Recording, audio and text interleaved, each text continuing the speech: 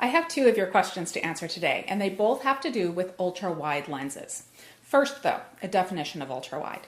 The term ultra-wide refers to any lens with an effective field of view wider than about 24 millimeters.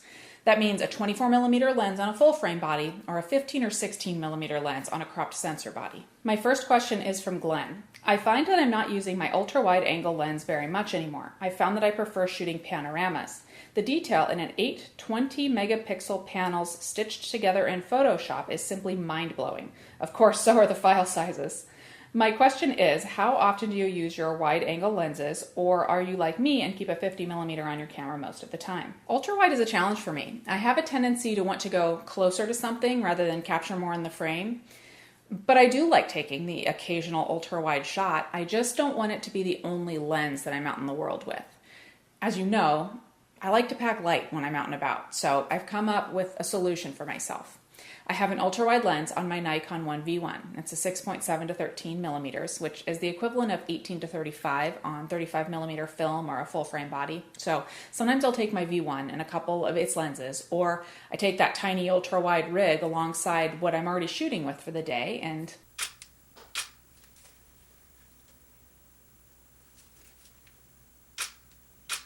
Ray says, "Greetings, Brittany from Bonnie, Scotland. I already have the Sigma 70 to 200 f2.8. However, I was considering if I should consider getting the Nikon 14 to 24 f2.8 and the Nikon 24 to 70 f2.8, giving myself most of the Nikon Holy Trinity to go with my Nikon D610, rather than buy a load of lenses that I don't really need.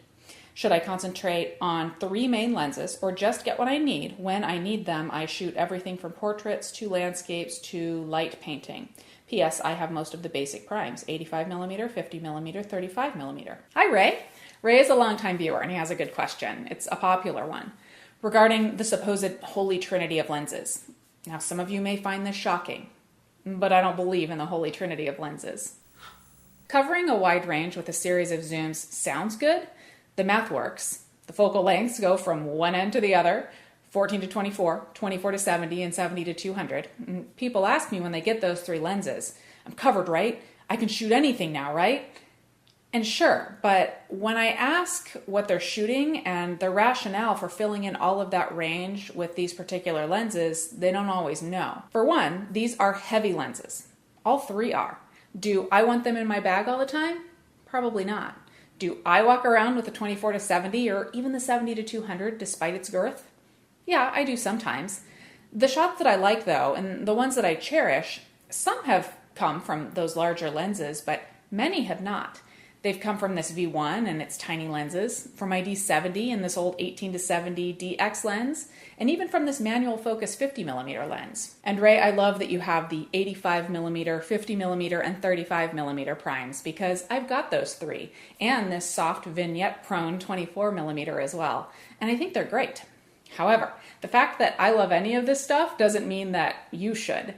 If the magical triad of lenses is something that you would love to have at the ready, then it's the right choice.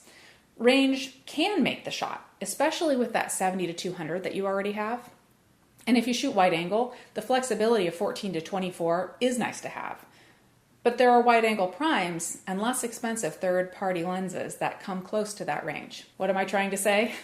I'm trying to say that the right lenses for you are the right lenses for you. I know a number of people who have purchased their first DSLR and those 3 lenses all at the same time, and then asked me for ideas about what to shoot with them. It's all a bit backwards to me.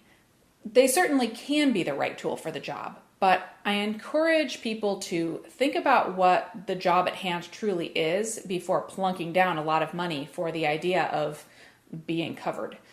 I talked about my ultra-wide when I answered Glenn's question. This whole getup costs less than the 14 to 24 FX lens, camera included. While it lacks the quality and fixed aperture of the 14 to 24, it's a small light combination that is easy to carry around in the desert environments that I enjoy shooting ultra-wide in. So for me, it wins the day for ultra-wide.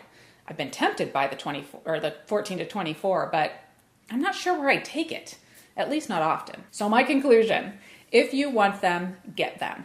But make it about you. That's it for today. Do any of you out there like to shoot ultra wide? And if so, what is your favorite lens for the job? Let us all know in the comments.